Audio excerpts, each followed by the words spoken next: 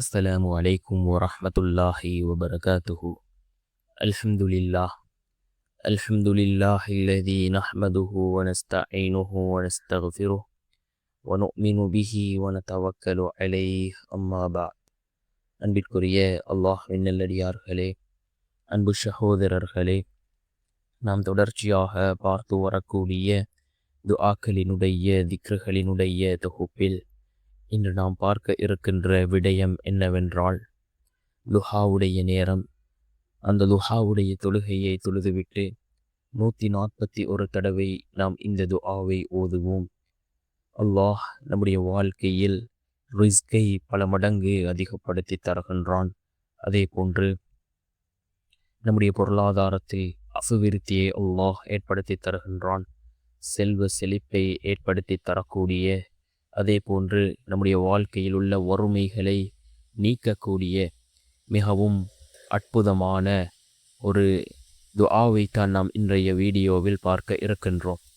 அன்பார்ந்த சகோதரர்களே, அல்லாஹ்வின் நல்லடியார்களே, நம் கண்ணியமான ரமலானினுடைய மாதத்தை அடைந்தோம். அந்த ரமலானினுடைய மாதம் இன்னும் சில நாட்களில் அது நம்மை விட்டு பிரிந்து செல்ல இருக்கின்றது. இந்த ரமலானினுடைய மாதத்தில் நாம் என்ன மாற்றங்களை நம்முடைய வாழ்க்கையில் ஏற்படுத்தி கொண்டோம் என்பதனை நாம் கொஞ்சம் சிந்தித்து பார்க்க வேண்டும். கண்ணியமான ஒரு மாதம், ஏனைய 11 மாதங்களுக்கும் முன்னுதாரணமாக இருக்கக்கூடிய பயிற்சிகளை எடுக்கக்கூடிய ஒரு மாதம் இந்த ரமலானினுடைய மாதமாக இருந்து கொண்டிருக்கின்றது. ஏனைய மாதங்களில் ஹலாலாக இருந்தது, இந்த ரமலானினுடைய மாதம் பகல் காலங்களில் அது ஹராமாக இருக்கின்றது.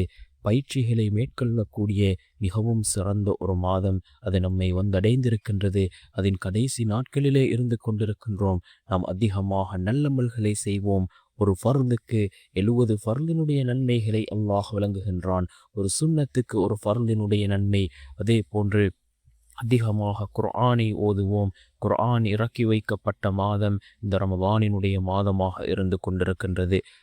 அதிகம் குர்ஆனை ஓதுவோம். குர்ஆனுக்கு முக்கியத்துவம் கொடுப்போம். குர்ஆனினுடைய ஒவ்வொரு எழுத்துக்களுக்கும் அல்லாஹ் பல மடங்கு நன்மைகளை வைத்திருக்கின்றான். குர்ஆன் ஓதத் தெரியாதவர்கள் அதனை எழுத்தை கூட்டியாவது ஓதுவதற்கு முயற்சிகளை மேற்கொள்ளுங்கள்.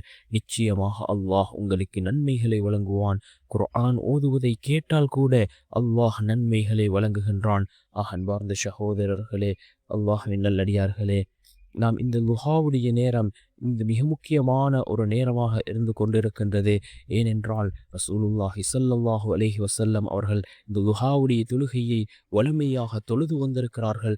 யார் இந்த லுஹாவுடைய தொழுகையை தொழுகிறாரோ அவருடைய வாழ்க்கையில் உள்ள வறுமைகளை அல்லாஹ் நீக்குகின்றான் என்று கூறினார்கள் அருமை நாயகம் ஸல்லல்லாஹு அலைஹி வஸல்லம் அவர்கள்.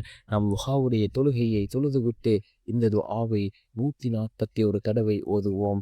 லில்லாஹி மா ஃபிஸ் ஸமாவாதி வல் அர்ள் இன்னல்லாஹ ஹுவல் கனியுல் ஹமீத். லில்லாஹி மா ஃபிஸ் ஸமாவாதி வல் அர்ள் இன்னல்லாஹ ஹுவல் கனியுல் ஹமீத் என்ற இந்த துஆவை ஓதுவோம்.